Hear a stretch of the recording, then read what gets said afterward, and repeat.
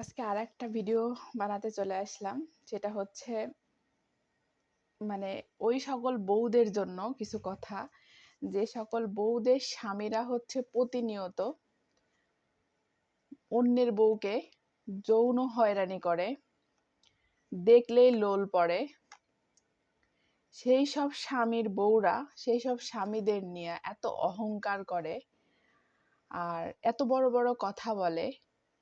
আমি জানি না এর যথাযথ প্রমাণ পাওয়ার পরেও, মানে প্রমাণ দেওয়ার পরেও বা প্রমাণ দিলে এইসব বউদের আত্মহত্যা করা ছাড়া কোনো রাস্তা থাকবে কিনা।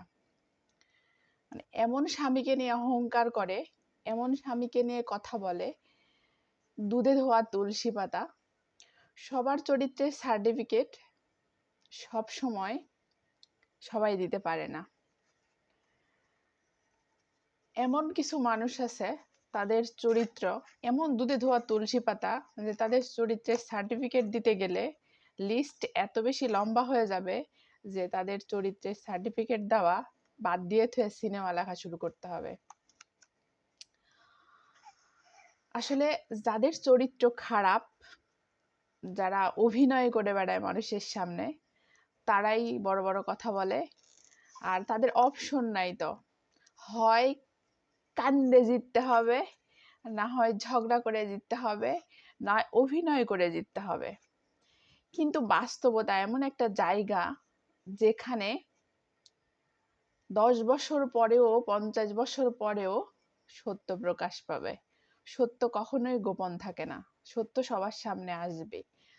তো কার চরিত্র কেমন, কার মানে কার কার হচ্ছে মানে অন্যের বউকে হচ্ছে হয়রানি, যৌন হয়রানি করার অভ্যাস আছে, কার অন্যের বউ দেখলে লোল পড়ে, কার অন্যের মেয়ে দেখলে লোল পড়ে, তো এইসব কথার উত্তর ঘরের মধ্যে দিয়ে কোনো লাভ নাই, বা বাইরে সমাজে গিয়া দুইজনকে বলে লাভ নাই, বাড়ির চাষিদের কুটকাচারি শুনে লাভ নাই, চায়ের আড্ডায় শুনে লাভ নাই।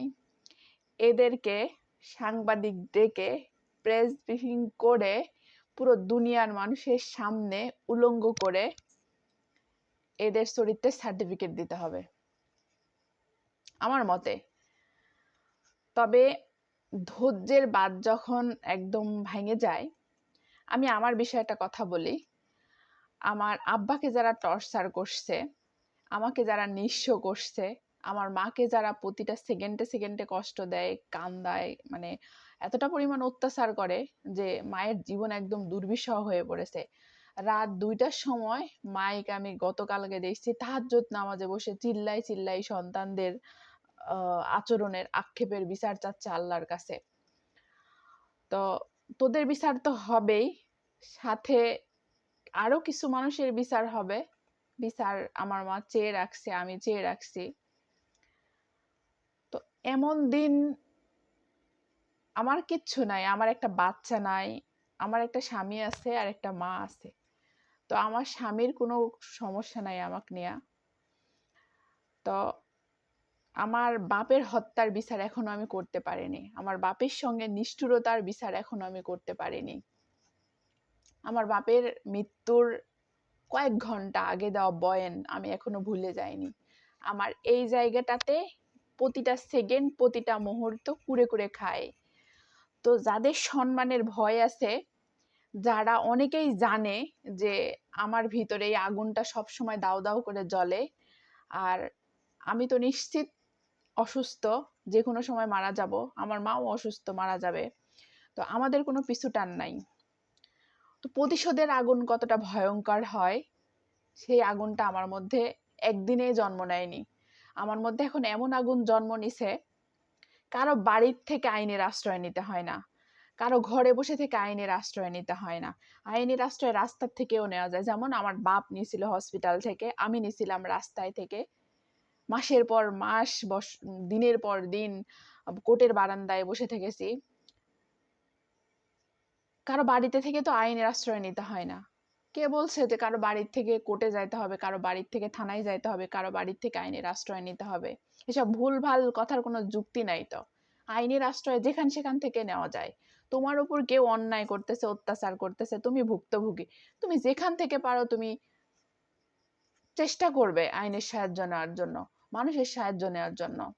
সবাই তো খারাপ না দুনিয়ার মানুষ, তাই না? দুনিয়ার মানুষ সবাই খারাপ না। দুনিয়াতে এমন কিছু মানুষ আছে, এখনো এমন কিছু মানুষ আছে যারা বিনা স্বার্থে মানুষের উপকার করে। তো কথাগুলি আমি অনেক কথা এর মধ্যে বললাম। তো কথাগুলি যদি, আর যে বাড়িটার কথা বারবার উঠে আসে, সেই বাড়িটার জন্য তো আমি আছি, তো আমার মায়ের পাশে, আমার মা আমার পাশে আছে। আমার আব্বা আমাকে অনেক কিছু, অনেকে বলে যে আমার বাপ আমাকে ভালোবাসেনি, ওই জন্য আমার বাপ এগুলি করছে। আমার বাপকে দিয়ে যারা করাইছো, যারা জানো যে কি করছো তোমরা, তারা জানে রাখো যে আমি আমার মৃত্যুর 1 সেকেন্ড আগ মুহূর্ত পর্যন্ত আমি আল্লাহকে বলে রাখছি, আল্লাহর কাছ থেকে চেয়ে রাখছি, যদি মৃত্যুর 1 সেকেন্ড মুহূর্ত আগ পর্যন্ত আমি তোমাদেরকে ছাড় দিব না, ছাড়বো না কোনো কিছুতেই। তোমাদের এমন একটা পর্যায়ে নামায় নিয়ে আসবো, তোমরা নিজেদের ছবি এরকম করে দেখবে আর এরকম করে এরকম করে থুতু ফেলবে। বুঝতে পারছো? তোমরা আমার বাপের সঙ্গে যা করছো, আমার মা সহজ সরল অসহায়, তার স্বামী হারানোর 40 দিনও তোমরা পার করতে দাওনি, 1 ঘন্টাও পার করতে দাওনি।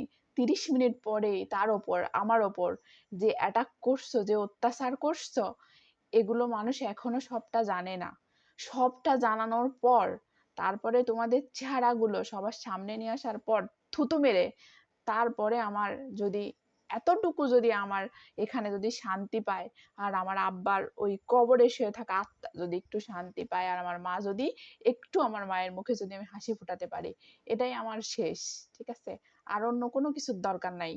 ওই যে সম্পদ, দলিল, উইল, কোর্ট কাছারি, থানা, মোকদ্দমা, তোমাদের ওই ঘরের পিছনে চাচিমারা, যে চাচিমাদের কাছে এখন উঠে আসে বসো, যে চাচিমারা তোমাদের দিকে এরকম করে থুতু ফেলতো, সেই চাচিমাদের ঘরের মধ্যে এখন এসে বসে থেকে আমার নামে, আমার মায়ের নামে কাছারি করো, সব বের হয়ে যাবে। একটু অপেক্ষা করো, ধৈর্য ধরো। সত্যের পথ কঠিন হয়। আমার পথটা অনেক কঠিন, আমার মায়ের পথটা অনেক কঠিন, আমার বাপের পথটা অনেক কঠিন ছিল। তবে এখন যেটা সামনে আসবে স্বচ্ছ জলের মতো পরিষ্কার, আয়নার কাছের মতো পরিষ্কার। আমাদের কোনো ছলনা নাই, তো আমরা কোনো ছলনা করিনি। যারা তোমরা ছলনা করতেছ আমাদের সাথে, যারা প্রতিটা পদে পদে আমাদেরকে অপদস্থ করতেছ, আমি কার সঙ্গে কি করছি সেটা আমি আমি জানি, আমি জানি। তোমরা কারা? তোমরা কারা?